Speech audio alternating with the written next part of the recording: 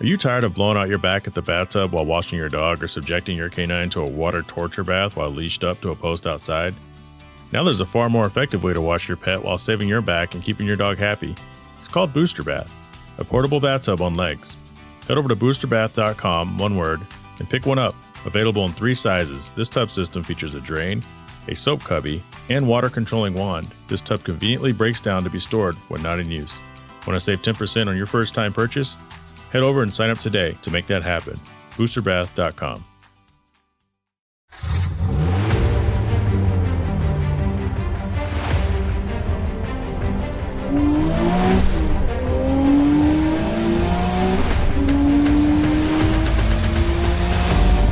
Welcome to the Hard Parking Podcast, brought to you by Wright Honda out of Scottsdale, Arizona.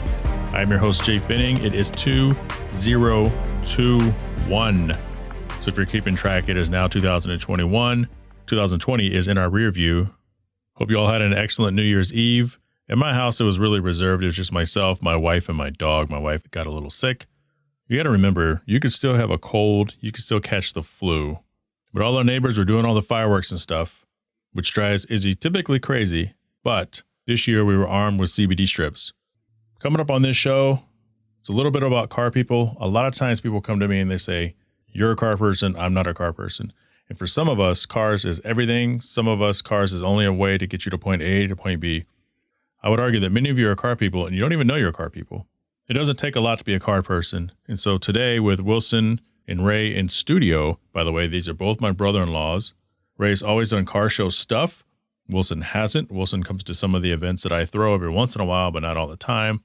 So I thought it'd be an excellent opportunity to kind of get that balance between one devoted car person and one not really a car person, but I would argue that Wilson is actually a car person. I asked on Instagram, I got 251 respondents when I said, are you a car person or are you not sure? 83% of the people said that they are car people. Many of the ones that said they weren't sure actually work around cars as a full-time job or know a hell of a lot about them. So I always found that interesting on what people really define as being a car person or being not a car person. To me, if you go out and you buy yourself a car, and the first thing you want to do is get the windows tinted and you want to get cool wheels, you're kind of a car person. If you've ever had a wallpaper on your computer or your cell phone of a car that you want to get one day, you're a car person. It doesn't necessarily mean you have to go to Cars and Coffee or have to go to the track or do any of that stuff. If you know the difference between a Mercedes and a BMW, you're somewhat of a car person. Also coming up, we have a rental car of the week guest. Right now, I'm not renting very many cars because I'm still not flying or traveling for work, and I haven't gone on vacation in a couple of months. Nikki Robinson is going to join us with her Kia Soul on the Builder's Corner. They have a K Motor Swap Kia Soul, probably the only one in the country. So, an opportunity to learn about how they did it and why they did it. And then finally, we're going to have a Q&A segment. But first, I got pulled over last week because I was on my cell phone. I just left Costco. I was making sure I bought everything correctly. I was just coming off of a turn. And so I kind of did that kind of look down thing really quick. I consider myself an extremely aware driver, an extremely aware person. So I'm always looking around, usually. So I'm at a light, waiting for the turn arrow to turn green. It's one of those double lane turn arrows where both the left lanes could turn. And I'm looking at my list, kind of looking up, looking at my list, looking up, looking at my list, waiting for the light to turn, looking at my list. So then the light turns green and I turn. As I complete the turn, I kind of look down again for a second, like a split second, because there's no traffic in front of me because I'm near the front of this turning line. I notice a motorcycle next to me. The motorcycle drops back. I'm like, oh, there's a motorcycle there. I need to just make sure I pay a complete attention so I don't run this poor motorcycle over. Motorcycle gets behind me. Oh, it's a cop, motorcycle cop. So we pull over and he comes up. Yeah, reason why I stopped you. I go, yeah, I was on my phone checking my grocery list. Yeah, it's my bad. He's like, all right, well, didn't ask me for my registration, just asked me for my license and said that, that's a law. Kind of went into effect January 1st of 2020, which I knew because my wife got pulled over early in the year. He said all year they're giving people warnings, but it's a $600 fine after January 1st. So right now in 2021, if I were to have got pulled over, that's $600. Wow. I also noticed though, after he let me go, he had my license for like 2 minutes. Probably just adding my name to a register that says this person has been warned at least once. So if you pull them over, give them a citation, a very expensive citation. So as I'm pulling out, I get back on the main road and I see the same guy And not 20 seconds later, this lady's crossing the intersection and he goes and pulls her over. So they're going to make a lot of money off this, and they're within their rights. So it's kind of one of those things where, is it bullshit? Not really. So I decided to do some research. First off, let me back up. Yesterday, I realized when I went out to the garage to put on my Hard Parking Podcast license plate, thank you, Phil Travers Design Culture. I put on my custom license plate, and I noticed that my tag has been expired for like 90 days. So I could have got a ticket for that. I decided to look up. On ncsl.org, which is the National Conference of State Legislators, there's an article about distracted driving cell phone use. This article was written October 5th of 2020. So I'm going to throw some statistics at you guys. I like to throw some things at you when I discover things out and about on the road, or when I start crying about something that's backed up legitimately. And this is one of those things. So like I said, my fault for getting pulled over, my fault for being on my phone. I knew better. And I consider myself fortunate that the state was issuing warnings. But if that were to happen today, I'd be $600 poor. And I'm not eligible for the stimulus check. So it's going to come out of pocket. So according to this website, again, that's ncsl.org, more than 220 million people in the United States subscribe to some sort of wireless service, and it's estimated that as many as 80,000 of those subscribers use their phones while driving. I'd argue that it's probably 95% of those subscribers who are actually eligible to drive actually use their phones at some point while driving, but I don't know what that really means. So if I'm on Apple CarPlay, I'm using my phone, but my phone's not in my hand, and I'm technically using my phone while driving. Or you see, like when you're in Uber, right? And they have their phone up there, and they have their Waze or their Google Maps or whatever, Apple Maps. So they're not touching their phone. It's hands-free, but they're still using their phone while driving. So I'd be curious of what kind of information really is recorded to go into that statistic of 80%, or my guess is 95%. But on that page is a thing for state charts, state cell phone use while driving laws. And I'm actually going to link that in the description so that you can all go and look up your state. Because there's actually 4 different types of violations that the state defines. There is handheld cell phone use ban, all cell phone use ban, a text messaging ban, and I guess no ban. And these are defined as handheld cell phone use ban. There's 25 states, DC, Puerto Rico, Guam, and the U.S. Virgin Islands prohibit all drivers from using handheld cell phones while driving. 25 states, DC, Puerto Rico, Guam, and the U.S. Virgin Islands prohibit all drivers from using handheld cell phones while driving. And all cell phone ban is defined as no state bans. There's no state out there that bans all cell phone use for all drivers, but 36 states and DC ban all cell phone use by novice or teen drivers, and 18 states and DC prohibit all cell phone use for school bus drivers. So remember, if you're not in the United States, or if you're in the United States and have completely whiffed on it, Washington, D.C. is not a state. It's a district. It's the only non-state people could commonly confuse as being one of the 50 states of the United States. But Washington, D.C., our nation's capital, is not actually a state. Text messaging bans, there's 48 states, D.C., Puerto Rico, and Guam, and the U.S. Virgin Islands ban text messaging for all drivers. Missouri prohibits text messaging by drivers 21 years or younger. So if you get pulled over texting and you look young, you better hope you're at least 22. And of course, other states prohibit handheld cell phone and cell phone use by all certain drivers in certain zones.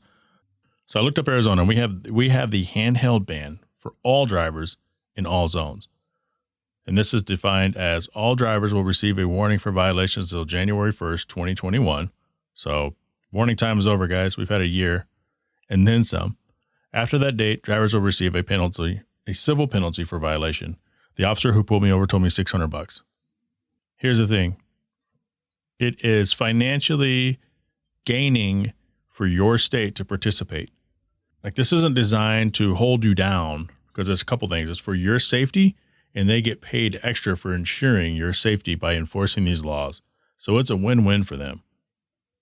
And I say this is similar to, in the medical field, we have this thing called meaningful use. Well, for a while, I don't know if meaningful use is still going on, but for the hospitals, by showing a step of compliance when placing orders, getting the correct diagnosis, any number of variables by the physicians, the hospital and the physicians can get paid an extra bonus by the government by adhering to the meaningful use. Like a little bonus for proving that you're doing what you should be doing. So under this thing with the distracted driving, it says states are eligible to apply for a distracted driving grant. That means free money if they have enacted and are enforcing. So one of the things I pulled off is a primary law prohibits texting while driving with a minimum fine for the first violation and increased fines for subsequent offenses. What that means is, so we got $600 here in Arizona. We have to at least have a minimum fine. So they've set that already. Now it could go from 600 to 900 to 1200. Doesn't say we have to have the tier, but we have to have at least a minimum fine, which we do. It also states the law must not provide for an exemption to allowing texting while stopped in traffic. This kind of sucks. So if you're at a red light and you're on your cell phone, you shouldn't be going anywhere anyway. But if that light turns green and you're not paying attention, or if you're not paying attention, you think the light turns green and you're on your cell phone, heaven forbid you hit somebody walking across the street or get involved in an accident that's your fault, then you should be penalized. But I'm not sure if you're sitting in a long red light and you just get there, like the penalty and the embarrassment alone from somebody honking because you're not paying attention is one thing. But I don't know. It's kind of a gray area for me. I understand what they're doing, but I'm pretty sure here in Arizona, if I'm sitting on my phone at the light, I'm screwed. Doesn't matter. And that's kind of what I was doing, but I just kept looking at it as I turned. And of course, it's up to the police officer. They could be looking over, and while they're taking a break from checking their phone to look at you checking your phone, the light turns green, you both go, they don't care, you don't care. Light turns green and you're still sitting there on your phone, they're going to pull you over. So for the last one, Montana is the only state with 0 laws banning cell phone use while driving. But going back to something that many of you are used to me saying on the show, no CarPlay, no J, when it comes to renting a car, this is why having CarPlay, Android Auto, Uconnect, and other similar cell phone interfacing units need to be mandatory in all vehicle models, regardless of trim. So if you get the base model, it still needs to have it. If you get the top of the line model, obviously it needs to have it because it's top of the line. Coming up, Wilson and Ray. It's time for the social media highlight of the week. The social media highlight of the week is sponsored by Kuya Automotive, currently specializing in new and used NSX parts. NSX owners, hurry up and head over to KuyaAuto.com and inquire about group pricing. Follow on Instagram at Kuya_automotive. That's Kuya Automotive, where Big Brother's looking out for you. Sitting out here with Ray and Wilson. Guys, welcome to the show. Thanks, Jay. Thanks, bro. Of course. So what I want to talk about today is car people, non-car people. Like, what does that even mean? Maybe it doesn't mean anything. And you guys are kind of opposite, because one of you was, I met you through cars. You were in a car club. And then Wilson, you just had anything that ran. I think of you as, I don't know if I kind of think of you as a car person, but most people probably wouldn't. Yeah. Maybe you wouldn't even think of yourself as a car person. No, I don't consider myself a car person. I consider myself somebody that actually likes to look at cars and enjoys them. But as far as like souping it up and all that, I can't say I could do that. I mean, yeah, I like, getting my cars a little bit modified. Yep. The 300 was your first show car. Yeah. Well, his Mustang, he tried to soup that up as a Mustang. Was it 72, right? Yeah, it was a 72 Mach 1. Yeah, that was kind of, a little bit tense. I wouldn't call that customized, man. A little bit of tense. Dude, you bought a wear beater and souped it up. It was like a Honda. What was that? Yeah, it was a Honda Accord. It was a Honda Accord. You tried to put rims on it, tense. Try to soup up a Honda Accord. Everyone starts on the Honda level. You start on what you can afford, and you kind of grow from there. But yeah, probably wasn't winning any shows in that car at the time. No, definitely not. It was got some good tires, winter tires on them. I was just loving it. Front wheel drive. I'm like, this thing is awesome. You had Blizzaks on there? Yep. Tell us about your 300 a little bit. I had a Chrysler 300. Didn't have the Hemi. I wish it did. I had that.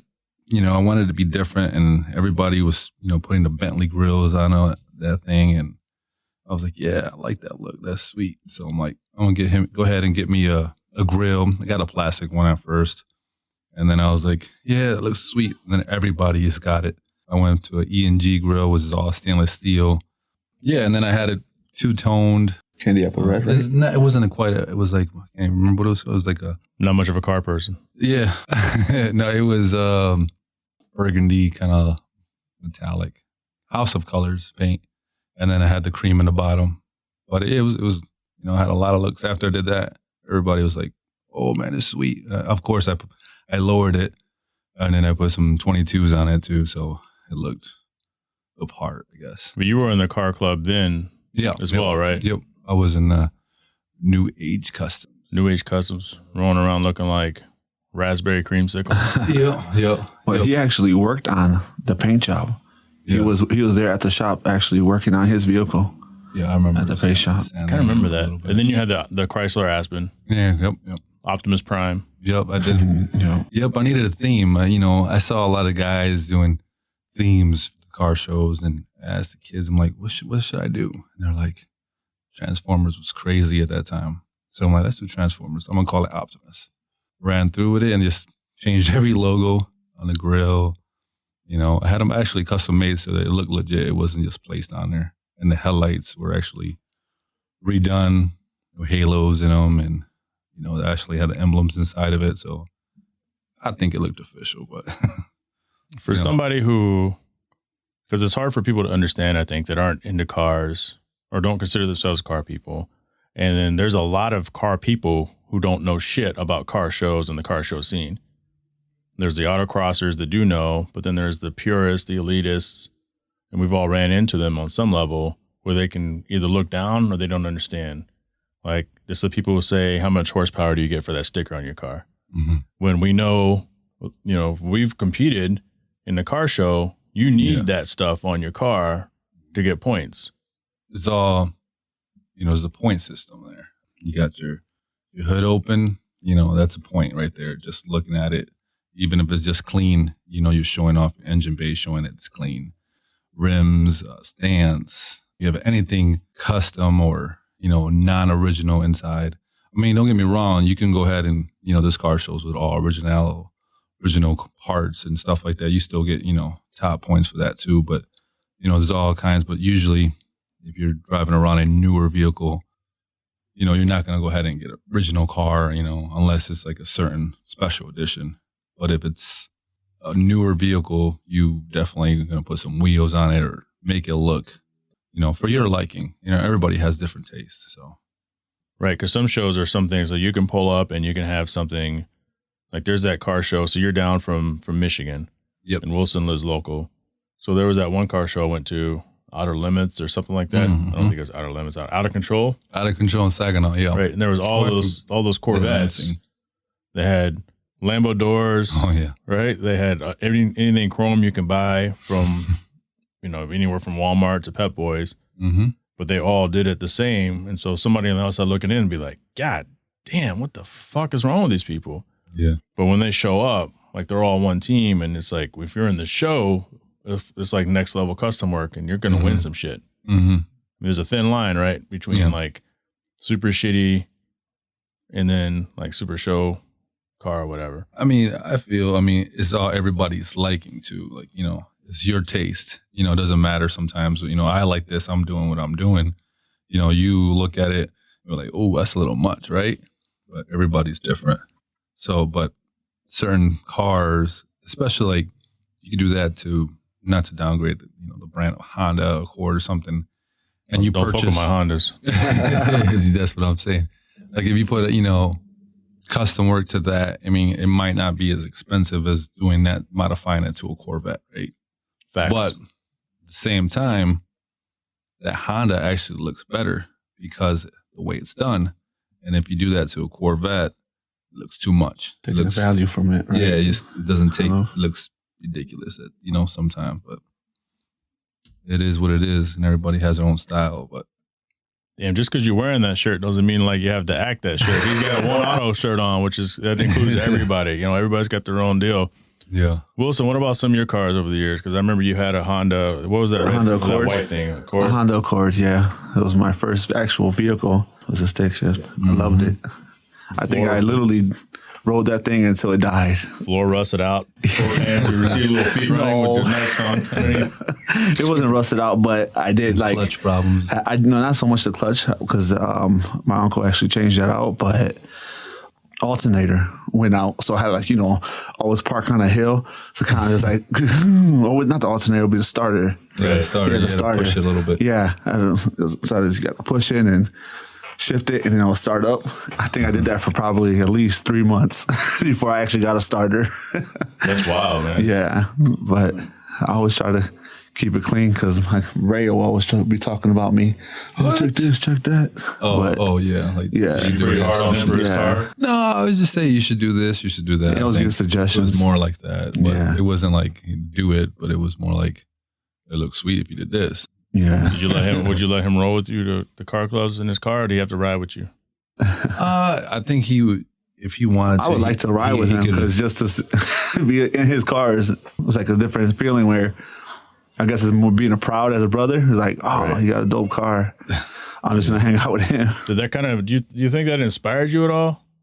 Even now? Even to my cars now. I mean, I drive a, what's called Toyota Camry. And even to now, I try to do little things like put rims on them, get tints, you know. I can, a few times I've called you and asked you what you think of this. Yep. You know, I guess it's just, he's my go-to because I know that he likes that. So it helps me and then it actually motivates me to do more stuff with my car. Yeah. And then going into this, do you consider yourself a car person or sort of a car person? Like, you know cars, but you don't know a lot about cars. I appreciate cars, you know. I mean, as far as like the outer look and, you know, horsepower and all that stuff, I don't see myself doing that. Yeah, it would be cool to do it, you know, but I don't look at it as a priority. Do you think you have to go to a car show to be a car person? I don't think that you have to go to a car show to be a car person. But yeah, I think it's cool to see. I love going to car shows. I love looking at all the cars. I just don't think that it's for everybody, you know? Right, yeah. Definitely. What do you think? I mean, If you're you're saying a car person. if you have a car and you're trying to Like, who would you enter the define as a car show? person? And that's kind of a broad question too, because It is. Because there's a range, in my opinion. Yeah. Like, there's a huge range. It's Yeah. like you walk into the door of the car person building. Right. And you can go left, right, straight, go straight to the back. Like, That's true. There's a range. Like, what would you define as a car person? yeah, like I said, I mean, I guess you could be, it depends how into it you are really. And then what do you want to do or how does it affect you? I mean, because sometimes like for me, like I can't stop thinking about certain things I want to do to my vehicle. It's like, I don't know why. It's like not like a disease, but more of like, you know, I have to do this or I want to do it because it's going to look good, the part. And once I do it, it's like, oh, that looks sweet. Yeah. I'm like, oh, what could I do next? Like, it's just like nonstop. Like for me, that's, you know, that's where I'm at. But like I said, for being a car person, I mean, I think it's, you know, it's a wide range there. I mean, I believe there's a lot of car people out there that don't know they're a car person because they just like that, you know, they just like being like Wilson. He likes going to car shows, but his priority, you know, he doesn't want, you know, this is not his priority. For me, that shouldn't be my priority, but in my mind, it is. It's weird. It's how it is. So it'd be like, I guess I'll say there's levels to being a car person, right? There's like entry level and then you have your executive class. Yeah, I think more people are car people than they realize because of that. First thing people get when they buy a car, they go, I want to get my windows tinted. Okay, because they think it looks cool. It's supposed to help them, but it looks cool more than I think it helps people. Yeah. But my car is dirty. I need to wash it.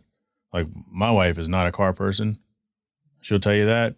But when her car is dirty, she complains about it and she goes and gets it washed. Like, so for me, that's showing like a sense of ownership and a sense of pride. And that's kind of what you're doing when every time you do something in your car, it's like, it's your hobby. It's something that drives you, hobby, you know, no pun intended. But then there's people out there who just don't give a shit. Like, they don't know, they don't care what. They just want something that gets them from point A to point B. That is not a car person.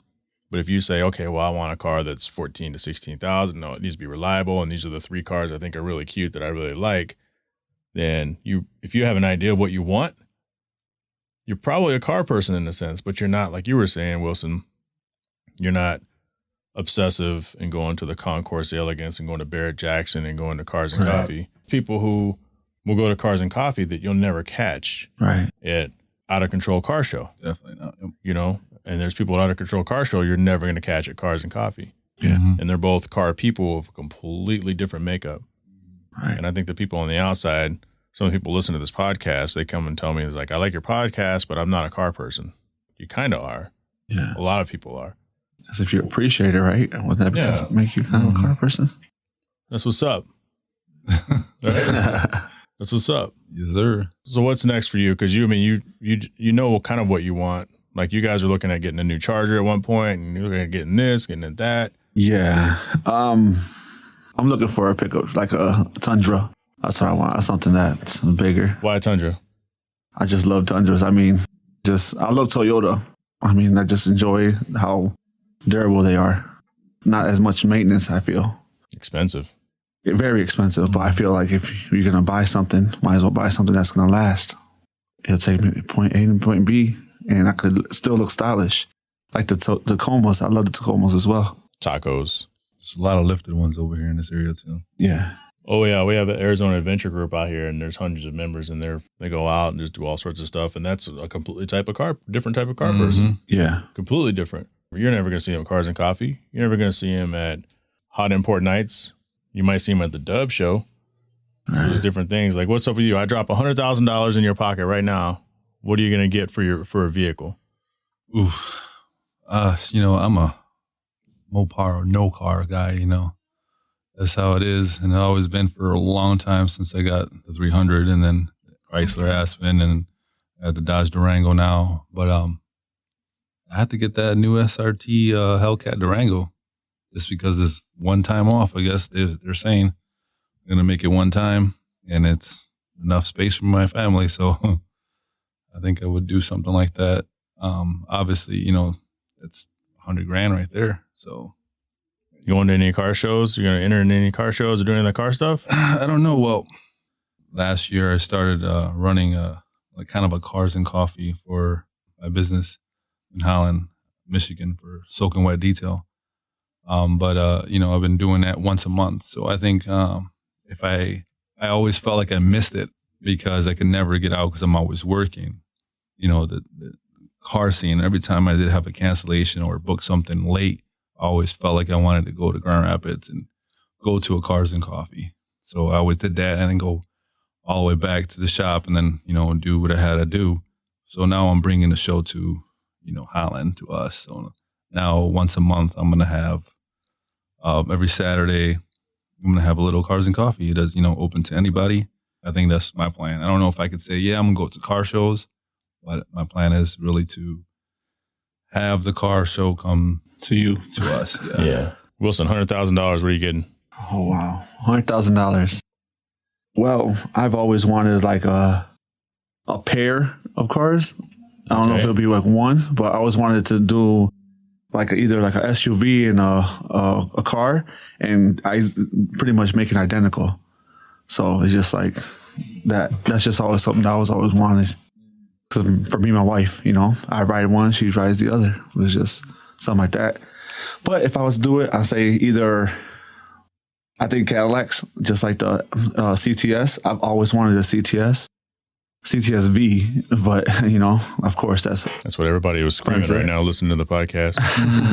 Yeah, I've always wanted one of those, but something like that with an Escalator or something like that. But that's over $100,000, so I would have to kind of see what would it be. But if I was to do that, I would say Cadillac CTS V.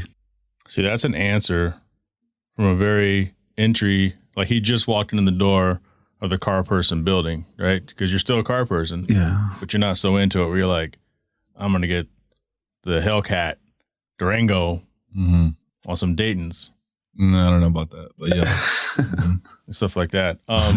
So you mentioned soak and wet detail earlier. Tell us about it. That's your business? Soak and wet detail. Me and my business partner, Chad Ybarra, got into it together about 2016, 2017. But before that, he had the name, he had it out there, but I think he didn't go really loco till like 2015 or something like that. And then he was looking for a shop. And I was thinking about opening it. And once I found out he was looking for a shop, and like, hey, let's go hardcore on this. Let's do this. And he's like, all right, cool. Since then, good things are happening. We know we're do a lot of ceramic coatings, paint corrections. Yeah, it's been fun. So Wilson just pulls up in his brand new CTSV that I gave him $100,000 for. What's the first thing you would try to talk him into doing on his car? First of all, let's minimize the swirls on a new car. Even on new cars have minimal swirls. You got to clean up, get that cleaned up, And then I would say, let's do paint protection. Let's do a PPF or something. And then Now, what does that mean? What is this PPF thing? Is that like film or? Yeah. Paint protection film is, protects kind of a thin layer of. It's clear bra. Basically. Everyone calls it a clear bra. Yep. Put that on there and then go ahead and get a ceramic coating from SB3. That's where we're certified in SB3. Do a Trinity or something like that. 3 layers of protection. So shout out to Soaking Wet Detail in Holland, Michigan. Yes, sir. What's the most frustrating thing about owning a shop like that, a detail shop, from a customer standpoint? I can tell you that. Answer that for me. Thinking that they're going to get a full detail for nothing. Yeah. Exactly. I'm like, oh yeah, I want that ceramic coating job, and I want the inside completely perfect on your 2003 Escalade. Okay. Well, it's old and it needs this, and we could definitely do it for you, but it's going to cost you this much. Whoa, no, that's not what I want. Let me back up. Yeah. How much, what can I get for this much? I was like, well, okay, well then you're going to get our mini detail package. Still cleans up, but you're not going to get the full on protection. And he goes, well, okay, let me think about it. Let me ask my wife. I'm like, oh, there you go. Come back and never hear from him again, but they want one of those. No. Yeah. That or they want one of those drive-through cleaning prices. Yeah. They want, $25 to $100 price for the works. It's not going to happen. Well, they want to pay $200 for a $1,500 job. There you go. Essentially, right? Mm-hmm. Yeah. I mean, some people, you get like you said, there you go, car guys, they come in and they know what they want. They know a range of what it costs. And they won't even, bat an eye, like, okay. They're just thinking, like, when's the soonest I can get in? It's nice when you have that type of customer because, they know what they're going to get. And then, they appreciate what you do. So it's like when you do it, and then it's even better when they're like, wow, this actually looks better than it was. And you're like, wow, that's awesome. They'll continue coming to you for, even maintenance washes or, upkeep, seeing that vehicle for a couple of years, and still great elements of what it was before when you got it brand new. So.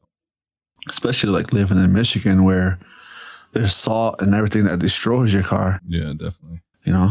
Yep. All right, that's what's up. You guys want to give a shout out to Mumu and Mimi and little Riri? Shout out. All right, guys. Thanks for coming by the studio today. I appreciate it. Thank you. Rodriguez. Thank you for having us. Thanks, Jay. Really appreciate it.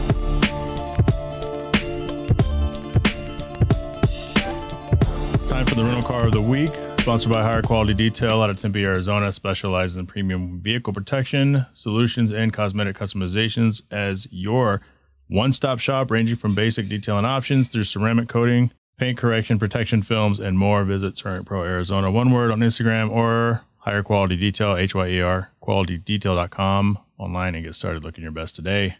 Wes, welcome back. Hey, what's going on? I feel like I'm becoming a person who belongs here. Like a fan favorite? We're going to have to give you your own section. Just what will we call it? The Success Corner. The Success Corner with Wes Tankersley. All right, so you recently rented a vehicle. Yeah, I was down in Arizona meeting this guy and playing some golf and kind of hanging out and drinking some bourbon and stuff. So does your wife know about this? She actually did. Yeah, she said the guy was my boyfriend, which was kind of weird. She says that a lot of times, but I don't agree with that. But So what'd you guys rent? What'd you have? So we had this. It was a Mitsubishi Outlander. Was that a 2020? That I do not know. I believe so. Who'd you rent it from? So you're going to be mad because I didn't rent it. My brother-in-law did. But I don't know. Hertz, I think, maybe. So if it was Hertz, let's assume it was Hertz and it had to have been a 2020. Hertz, National, Avis. Those three typically have current year or next year model cars on their lot. If it's budget, dollar rent a car, some of the other ones they can have. I mean, they're not going to have 2018, but. Yeah, no, it wasn't old by any means. I think it had like maybe 800 miles on it. So it had. Oh, that had to have been a 2020 for sure. Yeah. So I'm sitting here looking. So the people consuming this audibly, I'm sitting here looking at the 2020 Mitsubishi Outlander, and this thing had a 5 out of 10 on car and driver. 6.2 out of 10 on USA News, and a 6.6 out of 10 on Edmunds. So this is a $25,000 starting at vehicle. Towing capacity 1,500 to 3,500, and a whopping 166 to 224 horsepower. I'm guessing yours was a base model like the one my daughter has, but my daughter's is a 2019. Yeah, and it was pretty gutless, I'd have to say. It was kind of crazy, but I mean, the other thing that I didn't like about it too was here I am, the 6'3" guy, you get inside this little car, and it just didn't fit me well. And obviously, like when you rent a car, we were trying to find something, and like the amount that like a Tahoe would cost is what we actually needed, but the amount that a Tahoe would cost was just not. We couldn't afford it. I mean, we could afford it, but it just wasn't worth it. You really didn't have a choice, is what it sounds like. So you had family rent this for you. So it was you. Who all? You, your wife, your brother-in-law? Yeah, me, my wife, my brother-in-law, his son, and my daughter. So there was 5 of us. My daughter's 7. My son or my nephew is 11. So, who was watching the dog? The sister-in-law had the dog. Yep. Oh, yep. We didn't take him with us. He'd probably puke in the plane because he pukes in the car all the damn time. I have a little carrier for pets, so he can kind of puke on himself. Yeah, but they puke in there and then it kind of run. It's so weird. I think I told you this, but he just continues to puke. He doesn't stop. Like he puked when we went to McCall the last time. He puked all the way up to McCall, which is 2 hours away. And then 2 hours later, he's sitting on my lap and puked on my lap. I'm like, dude, when do you run out of puke? You know what your dog needs? What do we need? CBD tongue strips. We talked about that. I wonder if that's what would help him. Let me tell you about these CBD tongue strips. They're fast dissolving tongue strips specifically formulated for pets. I have some for Izzy. Comes in chicken, bacon, and fish flavor. I'm going to read right off the package because I don't have the other thing pulled up right now. CBD tongue strips easily and quickly dissolves in your pet's mouth. This bypasses the stomach and liver, giving your pet the CBD very quickly, delivered via their mucus. I was saying muscular membranes. What is it? Mucous membranes into the capillaries. You know what those are? Those are the things that are like smaller than your regular blood vessels, right? Yeah. Those are like the branches to your blood vessels in the tree trunk. Yeah, it goes arteries, veins, and then capillaries. Thank you, that Bill Nye, the science guy. You're welcome. Wes, science corner with Wes. I am a kines major, so I did have to take anatomy and physiology. So it goes directly to their bloodstream. Tongue treats technology ensures this is terrible. You know what? Efficacy and economy. It goes straight to their brain, so there's no wasted digestive. Right to the brain, straight to work. Tongue treats. You haven't tried those yourself, have you? No, I haven't. I have not tried it myself, but I've thought about it. Chicken flavor. It works for Izzy. It works for me. Yeah. All right. So how long did you have the vehicle? Talk to me about your experience with the vehicle. Did you take it anywhere that pushes its boundaries, or was it all city driving through Scottsdale? Yeah, it was pretty much all city driving. The one thing that I really hated about it, and it's funny because every time I listen to one of your rental car reviews, I start to like, oh, these are the things that I should look for, right? And so one of the first things that I got in there and I looked at, I was like, does it have CarPlay? Because that is something that I use every damn day in my truck. I drive around, I'm a traveling salesman. So I have my GPS pulled up and I'm looking at it in my dash, trying to figure out where I'm going. This thing didn't have it. And so I don't know how many people have rented a car before, but you don't know where the hell you're at. I'm in Scottsdale, Arizona. I don't know where I'm going. And I'm looking at my phone down in my lap, trying to follow getting to this freaking Walmart that I got to was closed anyway. Didn't even matter. And it was just like, this is stupid. Why doesn't this have CarPlay? So I didn't like that. I really needed, you don't think about how much you actually use that stuff until you don't have it. And so that sucked. The other thing that we really had a hard time with about that car was we had 5 people with us and we had 2 small children.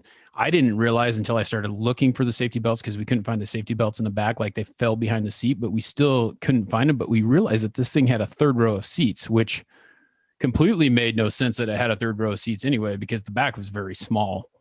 But we were able to get my 11-year-old nephew in the back of it, and he was just kind of sitting sideways while the rest of us were there because we couldn't find the center seat belt for my daughter to sit with.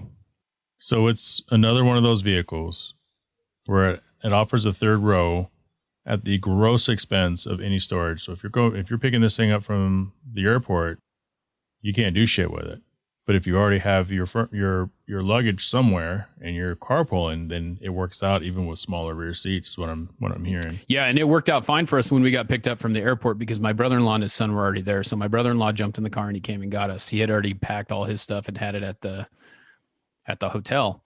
We had, when we went down there, we knew we were taking golf clubs, which take up a ton of room. And his son had them as well. So we had 3 sets of golf clubs, and we were at one point before we went back to the airport when we were going home, we're thinking, we'll load up all the stuff in the rental car and we'll call an Uber, and half of us will Uber and the rest of us, and then the other ones will take the stuff back because there was no way we could fit it. We ended up getting it all in there. But what happened at that point was we did something, like you probably do 30 years ago, but my daughter sat on my wife's lap on the way to the airport from Scottsdale to, where's the airport's in Phoenix, right? Yeah, so it's in Phoenix proper. Yeah, so like a 20-minute drive with my daughter sitting on my wife's lap. I'm sitting here looking at this picture, and that reminds me because we're talking about airport. So one of the times my sister-in-law, she came to pick, I think she picked us up at the airport because she was here, and she brought my daughter's. She has the same car. She has a 2019 Outlander. It looks almost identical to the one you guys rented, that pewter color. Right. I said, how come you didn't just bring my Infinity? Because she thought since it's longer, the Outlander had more storage. But my FX35 Sport has more storage in the back because it's just fatter. So you can like cram more stuff back there. Well, so how about driving this thing around town? What'd you think? Like, was it comfortable? Was it not comfortable? Oh, and by the way, they do have CarPlay on these things. In fact, in 2018, when I rented, so the first rental car review on the video of the Outlander Sport, it had a CarPlay. So it looks like some come with it, some don't, or you have to pay for like a technology package. So at least it is available. It should be available. Actually, it should come standard on a vehicle like this. But anyway, how was driving the car around? Yeah. So, here's the thing. When I got into it, and we all know, because if you've listened to this before, you know that I just got a 2020 Pilot. And so driving that thing around and then getting into something like that, you can totally tell the difference. I mean, it was pretty janky. The steering was really loose. I mean, you'd take a turn and, the whole thing would kind of rock. It didn't have great suspension. It didn't handle, great. I mean, it's obviously an entry level car, and you can really tell that by the way that it drove. For what it is, like for my daughter, and I brought this up, she bought it brand new.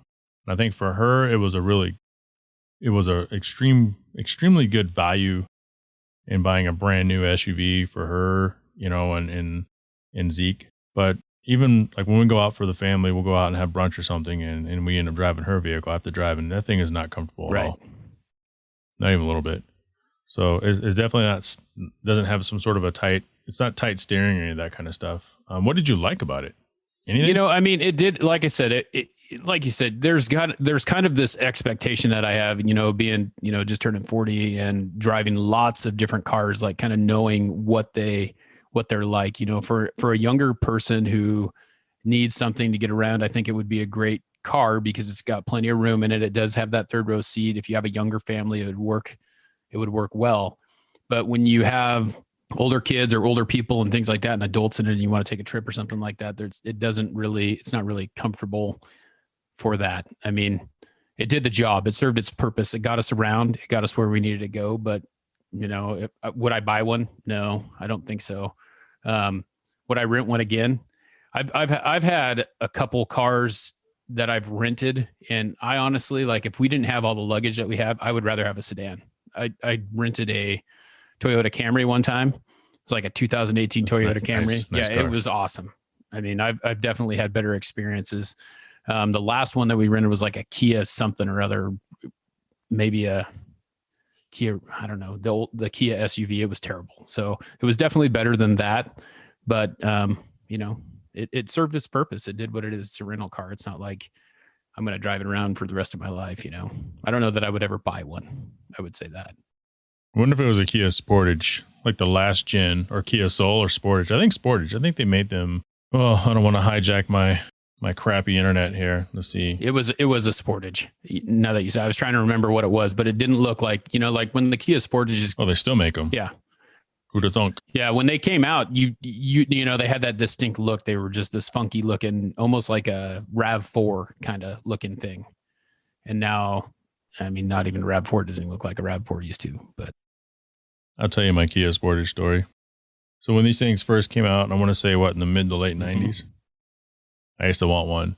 And I was going to put knobby tires on it, like headlight grills and taillight grills. It's going to look like a micro Land Cruiser. So that's what I wanted to do. Kind of build it out to look like a Toyota Land Cruiser, but it's a Kia Sportage.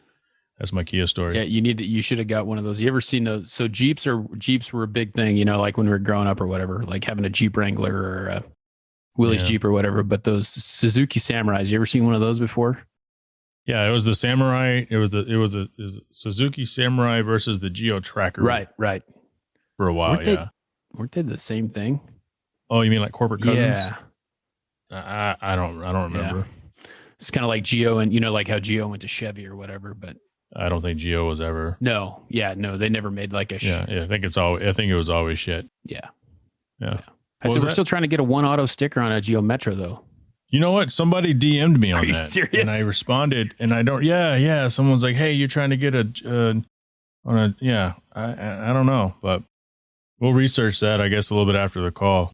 I want to thank you for. Hey, oh, by the way, you want to plug something? Like, how can people reach you? Oh yeah. So hey, check me out at Wes.Tankersley on Instagram. If you look in, I have a Podspout link on there that shows you everywhere that you can find me. Check it out, like, share, review my podcast. It's called Shaping Success. We have awesome guests on there. Actually, we've had Jay on there a couple times. Other than me, awesome guests. Oh yeah, Mark Simo.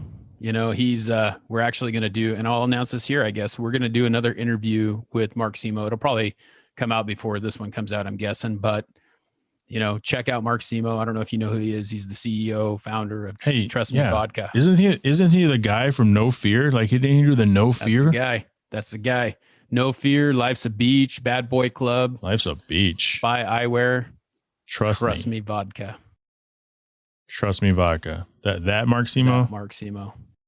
All right, Wes, get off my call. One more thing. I just want to say this, and you can put this in if you want or not, but your car is pretty badass, and thanks for taking me in and riding it, because that thing flies, and it was very fun to get out of here. It was awesome. And good bourbon. Time for the Builder's Corner segment, brought to you by 4Wheel Online. For over a decade, 4Wheel Online has been bringing the best truck accessories and truck parts to enhance the appearance and performance of all trucks and SUVs. They are dedicated to providing an extensive range of upgrades that will match any make or model on the road. Their truck products cover everything to give your truck a custom look and added functionality. Need a wheel and tire package? Head over and use the configuration tool. They carry all the major brands of wheel and tires, so go get outfitted today. Today's special guest is Nikki Robinson. Welcome to the show. Hey. So you have an awesome Kia, sort of, kind of, but not really, because this thing has a K motor swap, right? Yes, and probably still the only one in the world that we know of. Why the K motor into the Kia? It started with me wanting more power, but no car payment. Bryant and I were doing oil changes on both of our cars. And at that time, he had an Acura TSX. So obviously, both cars, hoods open, and we're looking, well, hey, this line's up there, and that line's up there. I think we can do this. So how long did that take to do? How did you know for sure? Or is this the both of you are just gearheads? Bryant's more of the gearhead, the fabricator, wiring guy. I'm more of the tool gopher, but it really started with, we had started gathering the parts. The Kia just recently got into a fender bender, so we just decided to put it down. And one day Bryant comes in and shows me a picture of the Kia engine on the ground. And then we have the K on the dolly, roll it in, and we just find that it fits. We obviously did basic measurements when the hoods were open of both cars next to each other, and it worked out perfectly. So what all have you done with the vehicle because of that? I know you just got something, you got it wrapped with wrap sesh. Now tell us a little bit about how that worked out. The wrap was kind of like I've been wanting to get a wrap, but obviously the cost is always one of those deterrents. The guys over at Wrap Sesh, guys and girls, I should say, over at Wrap Sesh had signed a contract to not test, but work with a new film before it was released. The car that they had dropped out. And then Pat, who is the captain president of my team, Team Evolved, had reached out to the team and showed renderings of this wrap on a different vehicle. I messaged Pat separately. I'm like, dude, I want that. Right. So it was only Pat and myself that knew about the wrap until Honda Days. But it was a great opportunity. The team over there at Wrap Sesh are great to work with. And it's actually the first sponsorship that the Kia actually got. Well, that's pretty awesome. And so when I saw it that day when we all met up, I was one of the first people to see it in the public. Yep. That's pretty cool. So I'm sorry if I wasn't like, oh my God, I just assumed you've been rolling around with that the whole time. Super fucking cool. So for our listeners, can you describe the wrap? Jess over at Wrap Sesh is calling it the Geo Soul. So down the side, it has like a geometric flower design with a watercolor or tie-dye blue, pink, and purple mix. And then the base color is a mint green. Mint green. And so I'm looking at this thing, I'm going from memory. So where am I missing that? Or do you mean underneath the wrap? It's more of the front end where there's no actual design. Oh, that thing looks white. So this thing. Yeah, it does look white in pictures, but up front, it is actually mint green if you compare it to white, which is the original color of the car. Got it. So side by side, it sticks out like a sore thumb, but by itself, one could easily think it's just this white tie-dyed, really cool. I mean, that thing, we got to get some pictures of this thing because I'm going to throw them up in the promos and stuff because people need to understand how badass this thing is. Yeah, I'll definitely get those to you. Anything you want to plug? Instagram is the soul of my Civic. I actually do have a Facebook page for the Kionda. It's Little Devil, Kionda, the K-swapped Kia Soul. The whole reason behind the name, my Instagram name, is I do have a Honda Civic as well. So this thing, going back to your car really quick, because I'm kind of going through online here, it's not just a wrap. Like, you're part of Team Evolve, which is a local car club. Why did you pick Team Evolved? What is it about Team Evolved, Arizona? I've been in car clubs before, and they were pretty strict on you had to be at every car show, every meet possible. Team Evolved, you show up, you show up. Obviously, you have required shows, and obviously modifications are a requirement, which my car has had for 6-7 years now. But obviously, they also give back to the community. The one less in food drive was eye-opening. I'm glad you were able to attend. That's what I mean. I'm not in Team Evolved, but they're an extension of the One Auto group, the One Auto community. Sometimes more so than any other car group. So I always appreciate that kind of stuff. And with your car, like you were saying, we got the K-swap. We have and my listeners are starting to learn more and more about that because this is more of these episodes talking about motor swaps. But you've done the little things too, like the little dress up, like the little titanium bolts. And what else do you have going on with the car before we wrap up? A few things. Upgraded the shifting with some Acuity Instruments springs, shifter cable bushings. So it helps tighten it up with the shifting because I do have the 6-speed transmission from the Civic Si. So it's got the LSD as well. So it definitely catches and goes. Coilovers, smaller wheels. I've got so much done to it.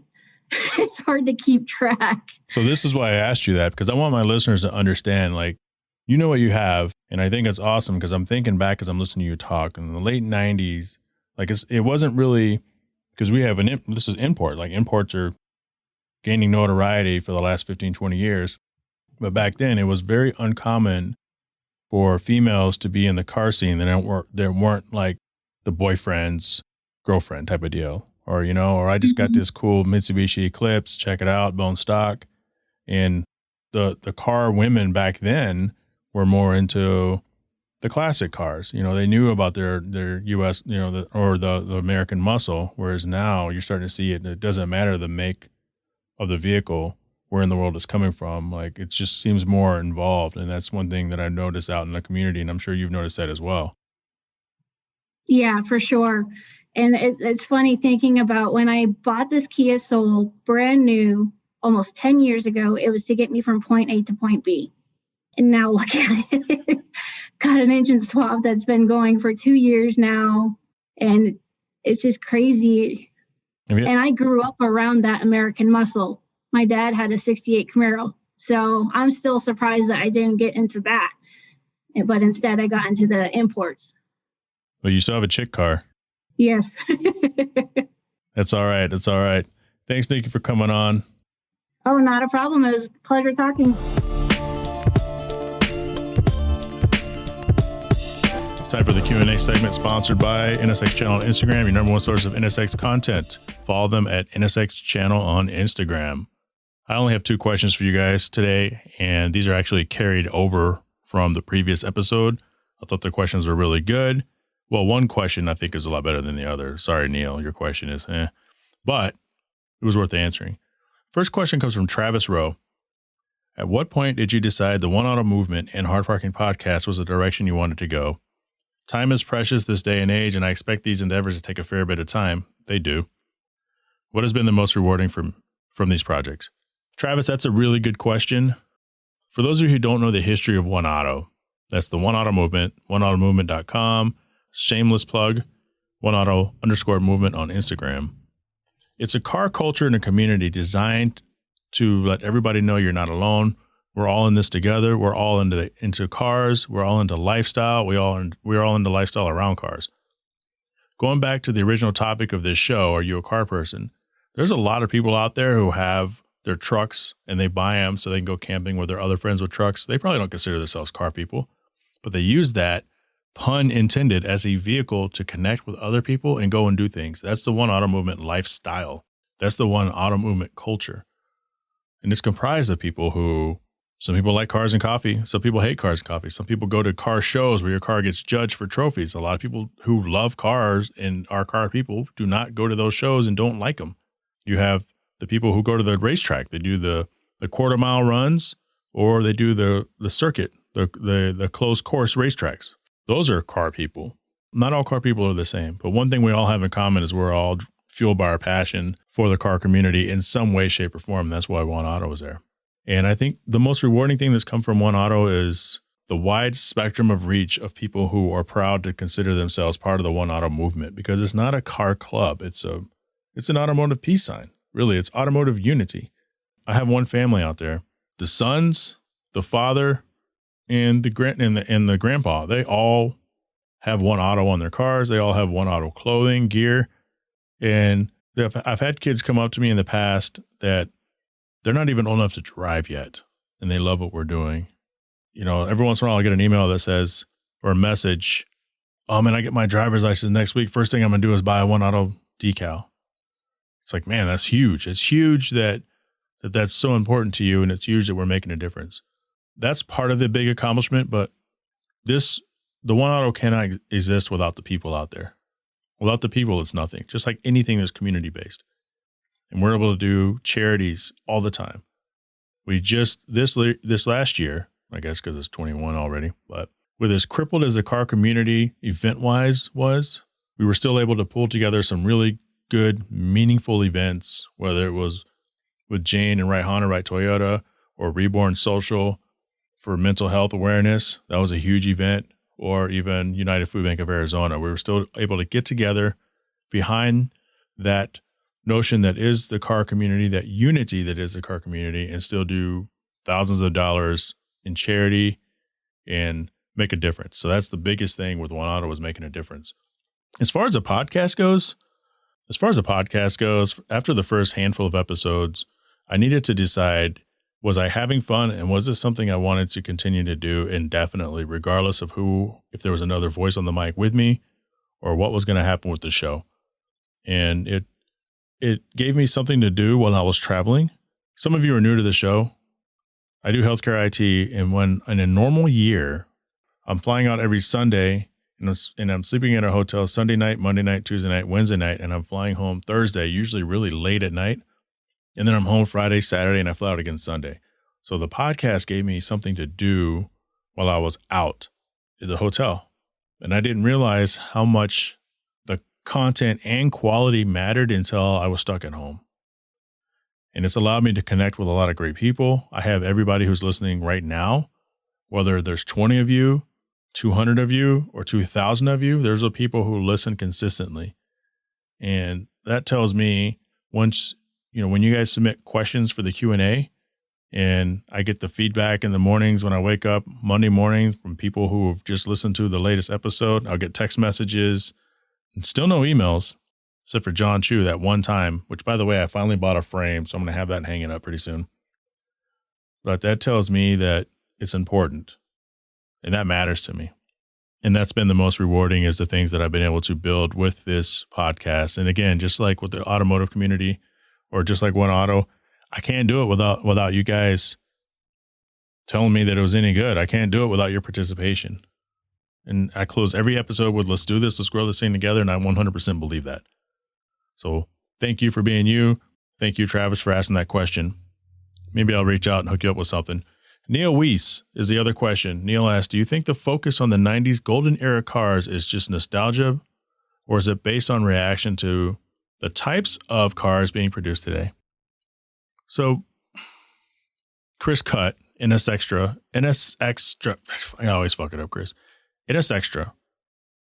The last Q&A segment he was on here with me, we talked about that because we talked sort of about his Mitsubishi. Wasn't it your Mitsubishi Lancer? I think is what you wanted, Chris. I think maybe Mitsubishi Lancer. We were talking about some of these 90s, these JDM 90s cars that are coming up in auction now. And I don't know if it's so much a direct result of the new cars as it is a change in who's buying these cars, right? So take a look at our ages. As we're all getting older, those are the cars we wanted back when we were first getting started. Or for some of you, you were way too young to drive. You weren't even of legal age. And for the rest of you, we just couldn't afford it at the time. And so now that we're in our careers, we're making some money, we are life people, we can afford to try to reach back and regain some of that stuff that we felt that we had lost or missed out on. Because it's not the 70 and 80-year-olds out there buying these 90s cars. It's people in their 30s through their mid-50s buying them. Because that was kind of like our heyday back then, our car. Because if you back up, like nobody's buying, like people are still buying Fox body Mustangs, from the 80s to the really early 90s, early to mid 90s, but no one's buying a 96 Mustang. No one cares. No one's buying a C5 Corvette. No one cares. So I think it has to do with not just the age of the car, the era of the car, but the type of car. And to say 90s is the golden era, I mean, who defines that? Is 90s definitively the golden era of cars? I don't know if it is, or I know that the 80s isn't, because 80s cars are pieces of shit. Is 90s the golden era? I don't know, Neil. But I think it's less about as a direct result of cars being produced today than it is the people that are around our age that are finally able to reach back and get the cars. Because you can use the Toyota Supra, though, as an example. That's not a good car. I've said it before. The MK4 Supra is not a good car. It got popular in pop culture. It got popular once we realized that we can change the motor, put on these giant turbos, and blow the doors off of a Lamborghini. But when you take the car as it was, it's not a good driving car. It's not it's a Toyota, so it's obviously has a bulletproof motor. It's not a refined car by any way, shape, or form. There's nothing special about that car. And you could say anything about the FD RX-7s. They kind of fall into that same category. They're not a quality car. All the motors blew. Most of the motors blew about 60,000 miles. That's why they depreciated so badly. But they're iconic and they're nostalgic and we want them. But they're not good cars. So it's really, there's nothing about, I don't know. The new Supra comes out and people decide they want the old Supra. No, people were wanting the old Supra before the new Supra came out. And they're not related at all. Obviously, the announcement of the new NSX, well, it's not new anymore, but that put a little desirability on the older ones like I have. Those values have just continued to climb.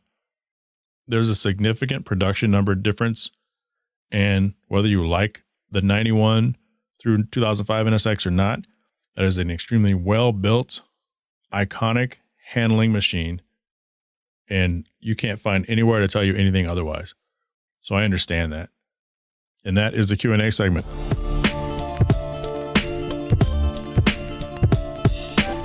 So where are you guys at with this?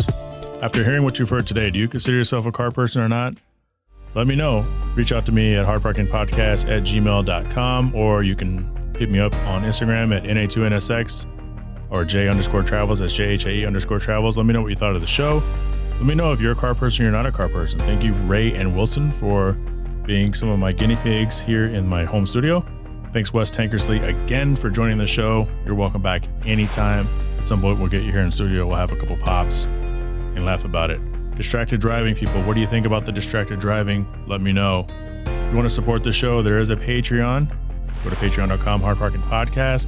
There's also a link in the description to support the show through Anchor if you'd like to do that instead. If you want to buy some merchandise, go to the Teespring store.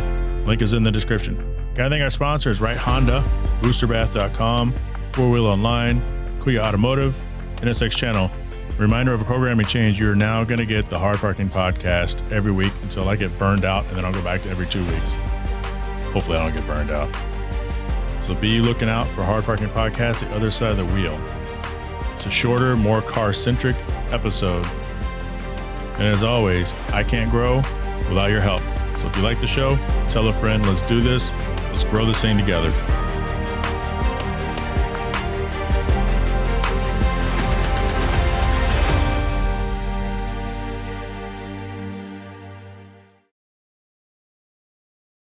As a lot of you guys know, my daily driver is a 2007 Infiniti FX35 Sport. It's about time I put some money into it. Can't just drive the NSX around all the time looking nice. Want to get some wheels. For over a decade, 4Wheel Online has been bringing the best truck accessories and truck parts to enhance the appearance and performance of all trucks and SUVs. They're dedicated to providing an extensive range of upgrades that will match any maker model on the road. Their truck products cover everything you need for a custom look and added functionality. I was talking about a wheel and tire package. Head over and use their configuration tool. They carry all the major brands of wheels and tires, so go get outfitted today. Visit them at 4Wheel Online. That's 4Wheel, singular, online. Shut up!